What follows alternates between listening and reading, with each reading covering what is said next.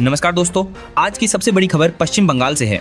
ED enforcement directorate ने IUPAC दफ्तर पर बड़ी कार्रवाई की है। इसके बाद राजनीतिक माहौल काफी गर्म है। टीएमसी ने इस कार्रवाई को राजनीतिक बताया है और विरोध जताया है। आज सीएम ममता बनर्जी विरोध मार्च निकाल रही हैं। दिल्ली में भी टीएमसी के नेताओं का प्रदर्शन हुआ और कुछ नेताओं को पुलिस ने हिरासत में लिया। इस बीच कोर्ट में भी याचिका दायर की गई है। फिलहाल स्थिति को लेकर राजनीति में तेज बहस जारी है। अब बात करते हैं मौसम की बड़ी खबर की।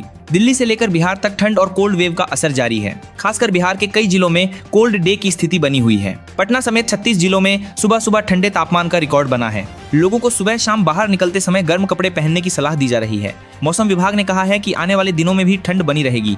जनजीवन पर इसका असर साफ दिख रहा है। एक और अंतर्राष्ट्रीय खबर में अमेरिका ने कहा है कि वह मैक्सिको में जमीनी कार्रवाई शुरू करने की योजना बना रहा है। राष्ट्रपति डोनाल्ड ट्रंप ने ये बयान दिया है। मैक्सिको की तरफ से इस बात का विरोध हुआ है और कहा गया है कि वे किसी भी सैन्य कार्रवाई को स्वीकार नहीं करेंगे।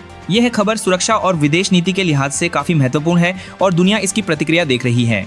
यूपी से एक अच्छी खबर यह है कि उत्तर प्रदेश पुलिस कांस्टेबल भर्ती के लिए आवेदन शुरू हो गए हैं। पुलिस भर्ती बोर्ड ने 32,679 पदों के लिए आवेदन जारी किए हैं।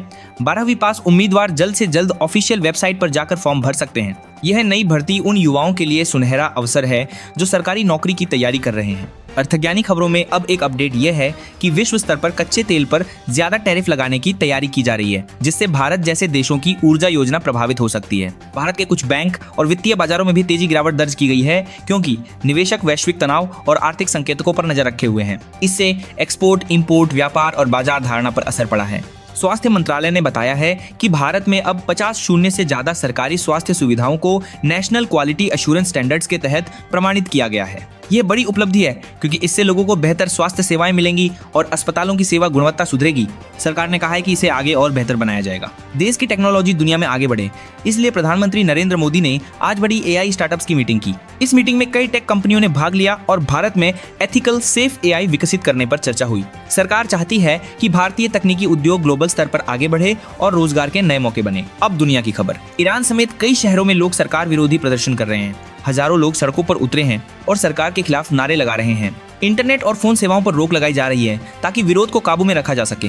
यह खबर दुनिया भर के लिए चिंता का विषय बनी हुई है। भारत और अमेरिका के बीच आर्थिक समझौता फिलहाल रुका हुआ है क्योंकि पीएम मोदी ने अमेरिका की एक्सपेक्टेड कॉल नहीं की। इस वजह से व्यापार बातचीत अब आगे नहीं बढ़ पाई है। भारत ने कहा है कि वह रूस के तेल पर 500% टैरिफ लगाने के प्रस्ताव को लेकर पूरी तरह अवेयर है, जिसे अमेरिका का समर्थन मिल रहा है। यह एनर्जी पॉलिसी को प्रभावित कर सकता है। रूस ने कहा है कि उसने यूक्रेन पर ऑपरेशनल मिसाइल दागी है, जिससे युद्ध के मोर्चे पर तनाव बढ़ा हुआ है। भारतीय रेलवेज ने पहली हाइड्रोजन पावर ट्रेन का परीक्षण शुरू किया है, जो एनर्जी कंजर्वेशन और क्लीन मोबिलिटी की दिशा में एक बड़ा कदम है। बाजार में गिरावट के बाद आज सेंसेक्स कुछ ऊपर आया है और निफ्टी थोड़ा नीचे है। शेयर बाजार में धड़ल्ले से कारोबार जारी है। अमेरिका के समर्थन से रूस के तेल पर 500% टैरिफ लगाने का प्रस्ताव आया है। भारत ने कहा है कि वह इस प्रस्ताव से पूरी तरह वाकिफ है और ऊर्जा नीति पर प्रभाव देख रहा है। पूर्व बीसीबी बांग्लादेश क्रिकेट बोर्ड सदस्य ने कहा कि जय शाह ने कभी क्रिकेट बैट नहीं पकड़ा, जिससे भारत बांग्लादेश क्रिकेट संबंधों पर बयानबाजी हुई है। आज चांदी सिल्वर के भाव में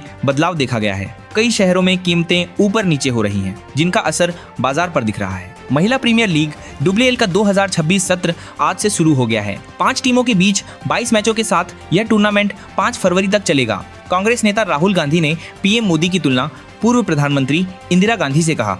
फर्क समझो सर जी, इंदिरा ने अमेरिका को झुकाया था और अब ट्रंप के आगे मोदी सरेंडर पुराना वीडियो शेयर कर कहा, दबाव डालो मोदी डर जाते हैं।